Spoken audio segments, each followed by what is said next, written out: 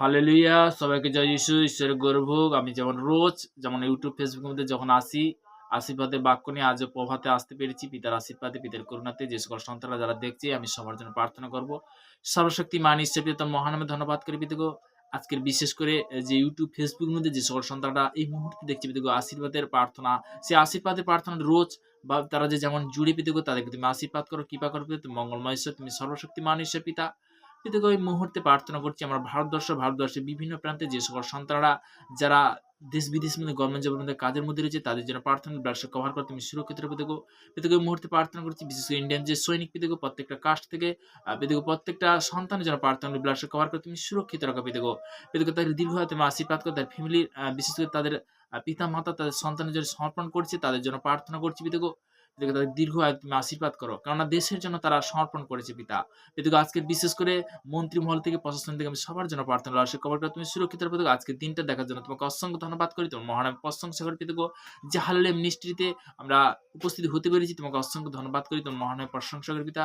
রোজ যেন এইভাবে পিতাগো, যে সকল সন্তানরা ইউটিউবের মধ্যে, ফেসবুকের মধ্যে যারা জুড়েছে এবং যারা অনলাইনের মধ্যে জুড়েছে, যারা আসতে পারেনি তাদের জন্য প্রার্থনা করছি পিতাগো। তাদেরকে সর্বদাই পিতাগো তুমি আশীর্বাদে পরিণত করে সেই পজিটিভের শিক্ষা তুমি তাদের মধ্যে দাও পিতাগো। নেগেটিভ আমি ক্যান্সেল করি সামতে পিতাগো। এই মুহূর্তে এই প্রার্থনা দেওয়ার জন্য তোর মিষ্টমেন মহান যিশু নাসিরের নাম থেকে চাইলাম। Amen, amen. হালেলুয়া, প্রভু স্তুতিও। তো তেমনি যে আমরা আজকে বাক্যতে যাব, তো বাক্য দ্বারা আমরা জানবো যিশায়া তার 14 অধ্যায় 5 পদে প্রভুর বচন কি বলছে। সদাপ্রভু দুষ্টুদের দণ্ড ভাঙিয়াছেন, সদাপ্রভু দুষ্টুদের দণ্ড ভাঙিয়াছেন, শাসনকর্তাদের রাজদণ্ড ভগ্ন করিয়াছেন। শাসন দণ্ড বলতে কি, যারা শাসন করতো তাদের কি দণ্ডটাকে ভেঙে দিয়েছে। পিতার বাক্যর মধ্যে এতটাই শক্তি আছে, এতটাই সামাদ অভিষেক আছে, আমরা অনেক সময় কিন্তু জানি না। একটা একটা বাক্যর মধ্যে কিন্তু কি আছে, তীব্র তীব্র শক্তি। তো তেমনি বলতে কি, সেই বাক্যর মধ্যে যখন আমরা অঙ্গীকার করি, তখন বলতে কি পিতা কি করে, আশীর্বাদে পরিণত করে, তাই না? হালেলুয়া, প্রভু স্তুতিও। তো বাক্যর মধ্যে কি বহুত শক্তি আছে। তো তেমনি বাক্য অনুসারে যখন আমরা অঙ্গীকার করি, তখন কি করে। তো তেমনি আমরা যিশায়া, অনেক আগে যিশায়া 45 অধ্যায় তার 2 থেকে 3 পদ প্রভুর বচন কি বলছে ওখানে, যে আমি তোমার অগ্রে অগ্রে গমন করে উঁচু উঁচু স্থান সমান করবো, ও পিতলের কবাট ভগ্ন করবো, ও লোহে হড়কা কাটে ফেলিব। হালেলুয়া।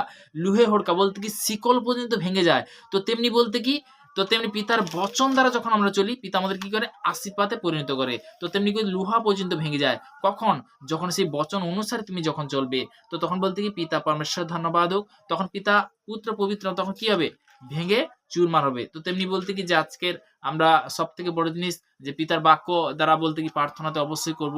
দ্বিতীয় বিবরণ তার 28 পদে আমি রোজ বলতে কি বাক্যটা অবশ্যই সবাইকে শেয়ার করি। কেন করি, এই বচনটা অবশ্যই প্রয়োজন আছে, আশীর্বাদের বাক্যটা প্রয়োজন আছে। তো প্রভুর বচন কি বলছে, ওখানে পরিষ্কার লেখা আছে যে দ্বিতীয় বিবরণ 28 পদ, ঠিক আছে। এই বচনটা বলতে কি, আমি আত্মা থেকে পিতা মনে দিচ্ছে, তো আমি তোমাদেরকে ঘটনা যে সকল আজ্ঞা আদেশ করিতেছি যত্নপূর্বক সেই সকল পালন করিবার জন্য, যদি তুমি আপন ঈশ্বর সদভাবে মনোযোগ সহকারে কর্ণপাত করো, তবে তোমার ঈশ্বর সদব পৃথিবীর সমস্ত জাতিকে উন্নত করবেন। Amen, amen. তো আমরা আজকে মনোযোগ সহকারে যখন পিতার বাক্য যখন শুনছি, পিতা কি করবে, আশীর্বাদে পরিণত করবে, ফলে ফলবান করবে, তাই না? হালেলুয়া। তো তেমনি আমরা নেক্সট বাক্যতে যাব, যে সর্বদা প্রভুর বচন দ্বারা লুক লিখিত সুসমাচার তার 22 অধ্যায় তার 45 পদে, 45 এবং 46, লুক লিখিত সুসমাচার আমি বলছি, লুক তার নতুন নিয়ম, লুক লিখিত সুসমাচার তার 22 অধ্যায় 45 পদ এবং কি 46 পদ। পরে তিনি প্রার্থনা করিয়া উঠিলেন, পর শিষ্যদের নিকটে আসিয়া দেখিলেন তাহারা দুঃখ হেতু ঘুমিয়া পড়িয়াছেন, আর তাহাদিওকে বলিলেন, কেন ঘুমিয়া পড়িছ, উঠো প্রার্থনা করো, যেন পরীক্ষায় না পড়ো। হালেলুয়া। কি বলছে প্রভুর বচন, যে ঘুমিয়ে পড়ছে, তারা নিদ্রায় চলে গেছে। তখন যিশু যখন দেখলো প্রার্থনা করার পরে, যে দেখলো তারা কিন্তু নিদ্রাত হয়ে গেছে, কি বলছে, যে তোমরা কি, এখানে প্রভুর বচন কি বলছে, আমরা জানলাম একটা একটা বাক্যের মধ্যে, পরে তিনি প্রার্থনা করিয়া উঠিলেন, পর শিষ্যদের নিকটে আসিয়া দেখিলেন তাহারা দুঃখ হেতু ঘুমিয়া পড়িছেন। দুঃখ হেতু বলতে কি, হতাশা, নিরাশা, বিভিন্ন দুঃখ কষ্ট। তারা বলতে কি, অনেক ব্যক্তি প্রার্থনাতে আসতে পারে, পিতাকে পাওয়ার পরেও আমি কেন আমার মধ্যে দুঃখ কষ্ট আসে, কেন আমার মধ্যে তাড়না আসে। তো তখন বলতে কি, সে কি করছে, সে চিন্তা করতে করতে তখন বলতে কি, সে ঘুমিয়ে পড়ে। শয়তানের কাজ ঘুমিয়ে রাখা। আর আমার পিতা পরমেশ্বর তার একমাত্র পুত্র, তাহলে কি বলছে ওখানে? যেখানে বলছে তুমি ঠিক আছে ওটা তুমি ঘুমিয়ে পড়ছো ঠিক আছে। বলছে আর তাহাদিগকে কইলেন, কেন ঘুমিয়াছ? উঠো, প্রার্থনা করো যেন পরীক্ষায় না পড়ো। আমরা যেন পরীক্ষায় কখন পড়ো? যখন বলতে কি প্রার্থনা যখন কমে যায়। শয়তান সবসময় সে হলো মিথ্যাবাদী। তো তেমনি বলতে কি সে সবসময় যেন কি করছে? ছুঁচু করছে। কখন সুযোগটা পাবো? কিন্তু একটা জিনিস কি, আমি যদি পিতার কাছে আসি, পিতা পরমেশ্বরের আজ্ঞা অনুসারে প্রার্থনা করি, পিতা আমাদেরকে আশীর্বাদ করবে না করবেনি? তো তেমনি বলতে কি আজকের বাক্যটা যে শেয়ার করছি, একটা জিনিস কি পিতার আশীর্বাদ। আমার কোনো ক্ষমতা নেই যে হ্যাঁ, যে আমি যে বাক্য বলছি আমি বলতে কিছু নয়। হালেলুয়া! প্রত্যেকটা সন্তান যে আমরা পৃথিবীতে আসছি, তুমি যদি ভালো কাজ করো ভালো, অবশ্যই তার প্রতিফল পাবে। হালেলুয়া! তো তেমনি বলতে কি অনেক আগে বাক্যটা শেয়ার করেছিলাম। বিশেষ করে আমি আত্মা থেকে পিতা যতটা দিচ্ছে, তো তেমনি বলতে কি যে আমরা ১ রাজা বলি তার বিশেষ করে ৩ অধ্যায় ১০ পদ থেকে পুরো মানে ২ অধ্যায় থেকে ৫ থেকে ৬, তো তারপর থেকে ২ তারপরে ৩ পুরো একদম বচনটা আমরা পড়েছিলাম। তো তেমনি কি দাউদ কি ছিল? দাউদ কি ছিল? দাউদ কবার মানে প্রার্থনা করত? দিনে ৭ বার প্রার্থনা করত। তার সন্তান কে ছিল? দাউদের সন্তানের নাম বলো। সলোমন। হ্যালো, শুনতে পাচ্ছ? দাউদের সন্তানের নাম ছিল তো সলোমন। তো সলোমন সবথেকে বুদ্ধিমতী লোক ছিল। বুদ্ধিমান লোক ছিল কে? সলোমন। কিন্তু দাউদ কি ছিল? সে রাজার আমলে কি করতো?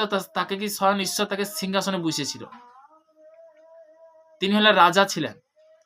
তো তেমনি বলতে কি যখন দাউদ যখন মৃত্যুর সময় বলতে কি মৃত্যুকালীন যখন মৃত্যু তার আসে, তখন বলতে কি তার সন্তানকে বলেছিল, কি বলেছিল? যদি তোমার কোনোদিন যদি তোমার জ্ঞানের অভাব হয়, কার কাছে সে আশীর্বাদ চাইবে? পিতা পরমেশ্বরের কাছে আশীর্বাদ চাইবে।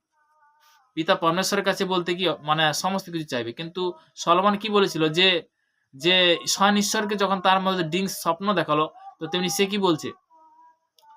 সলমনকে বলছে যে তুমি কি চাও? তখন বলছে যে আমার পিতা তো তোমার দাস ছিল। তো তেমনি বলতে কি সে তো সাচ্চাভাবে তোমার সঙ্গে বলতে কি ইমানদারি থেকে তোমার সেবা করেছে। তো তার যে সিংহাসন, আমি সেই সিংহাসন চাই। তখন স্বয়ং ঈশ্বর কি বলল? যে তুমি সিংহাসন চাও আর কিছু নয়? বলছে হ্যাঁ, আমি সিংহাসন চাই। তো তেমনি বলছে না, আরো তোমার অনেক জিনিস চাওয়ার আছে। বলছে কি? বলছে যে তুমি দীর্ঘ আয়ুর জন্য তুমি মানে চাওনি। বলছে এটা তো ঠিক। তুমি শত্রুদের জন্য তাদের বলতে কি জীবনের জন্য প্রার্থনা তুমি চাওনি।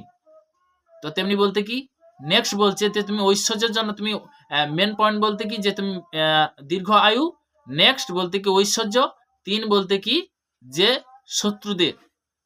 ৩টে প্রশ্ন কিন্তু তিনি বলেছে। তো তারপর কি বলল? যে আমি তোমাকে যা দিচ্ছি এই পৃথিবীতে কেউ কখনো তোমাকে মানে মানে পাবে না। তো তোমার কাছে যেটা আমি দিচ্ছি। তো তেমনি বলছে পিতার ধন্যবাদও। তখন তাকে এতটা ঐশ্বর্য থেকে, আয়ু থেকে, বিশেষ করে সিংহাসন A to Z তাকে দিল। যেটা সে মুখে বলেনি। প্রভুর বচন দ্বারা আমরা বলতে কি যে আমি জগতের বিষয়ে বলছি না, আত্মা। তো পবিত্র আত্মার বিষয়ে যখন আমরা জানতে পারবো, পিতা তখন আশীর্বাদ করে, তাই না? তো তেমনি বলতে কি যে আমাদের মধ্যে আজকের কেন বারবার ওই শিক্ষাটা আমি পৌঁছাচ্ছি? প্রত্যেকটা সন্তান যারা ঈশ্বরের সন্তান, অবশ্যই প্রভু তাদেরকে আরো আশীর্বাদ করুক। পিতা ধন্যবাদ হোক। তো আমরা প্রার্থনাতে যাব। সর্বশক্তিমান ঈশ্বর পিতা, তোমার মহানামে ধন্যবাদ করি পিতা। স্বর্গপিতা সিংহাসন পিতার পাদুর তোমার দাস হতে প্রার্থনা করছি। যে সকল সন্তানরা ইউটিউবে, ফেসবুকের মধ্যে যারা জুড়তে পেরেছে, যারা অনলাইনের মধ্যে যারা জুড়তে পেরেছে, তাদেরকে তুমি আশীর্বাদ করো, কৃপা করো। তুমি মঙ্গলময় ঈশ্বর পিতা, তুমি সর্বশক্তিমান ঈশ্বর পিতা। আরো সুন্দর সুন্দর বার্তা, সুন্দর সুন্দর বাক্য তুমি দেবে পিতা। এই আমার চাহাত পিতা, আজকের বিশেষ করে দিনটা দেখার জন্য তোমাকে অসংখ্য ধন্যবাদ করি পিতা। প্রত্যেকটা সন্তানকে সেইভাবে পিতা সেম নোয়েন্টিন সেই সেম আশীর্বাদ করো পিতা।